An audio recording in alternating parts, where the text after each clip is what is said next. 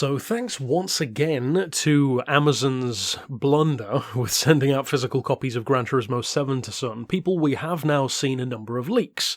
Of course, yesterday I covered on the channel the full accolades list, if you will, all the trophies that you can get in the game, and now we actually have our first look at the intro for the game. So once again, if you don't want to see what Gran Turismo 7 actually looks like, well, chances are you probably wouldn't have clicked on the video in the first place, but if you don't, this is your final warning as we get into the actual intro.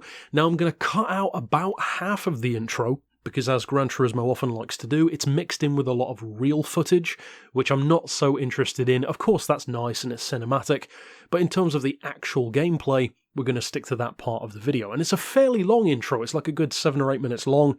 So in terms of what we see here, there's a nice mix of both a better look at cars that we already knew were in the game, some of which are new faces, some are returning faces, mixed in with a couple of new confirmations. So, the couple that we get a better look at that we already kind of knew or knew were in the game were things such as the Radical, which of course I talked about before, but we get a really nice look at a bunch of them racing in this trailer.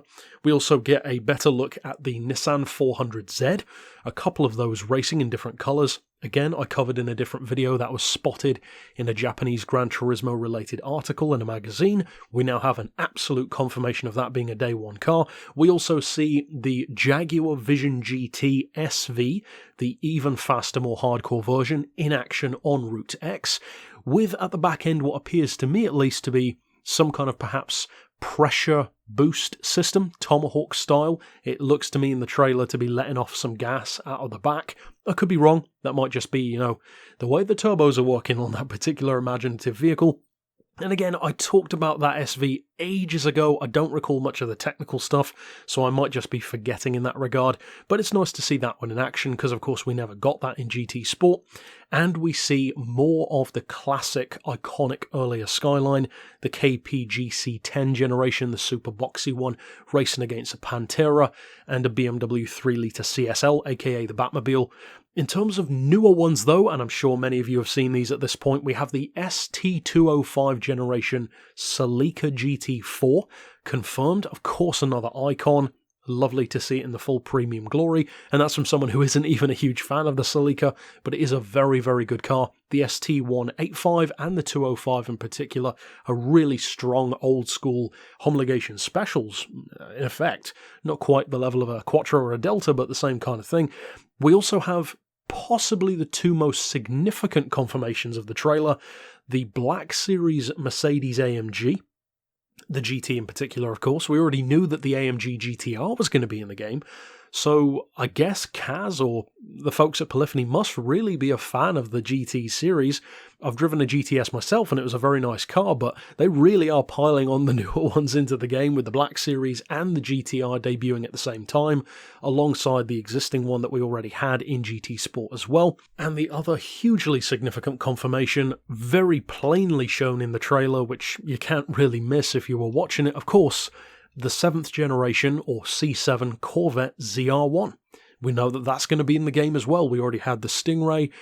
You can always say, well, if you can tune the lower one, is there that much point in having the better one? In this case, with a Corvette, I'm going to definitely say I'm looking forward to seeing an even faster version. Visually speaking, it's not my favourite version of the C7 for sure. I actually do like the normal Stingray quite a lot, but doubtless this thing is going to be a weapon around the track, and against stuff like the GTR Nismo and the aforementioned Mercedes Black Series.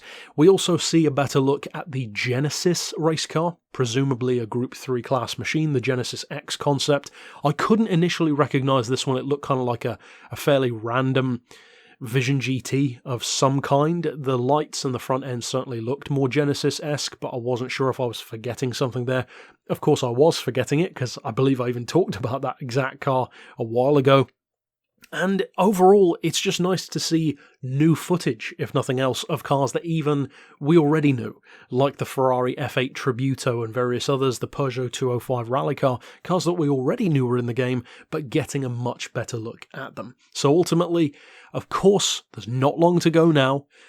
It does suck that the game went out to people early, but at least we don't have months and months to wait until we actually get it. So there's going to be, as I said, plenty more content where this came from once the game does release, tune setups, car reviews. As I said, probably my first hour or so of gameplay. I may even play it for more than an hour and then just cut the footage down so it's even more interesting, but I'd like it to be as unedited as possible so that you guys can really feel like you're sitting there with me as I play it. But as I said, stick around for all that good stuff, and until then, I'll see you next time. But for now, as always, thanks for watching.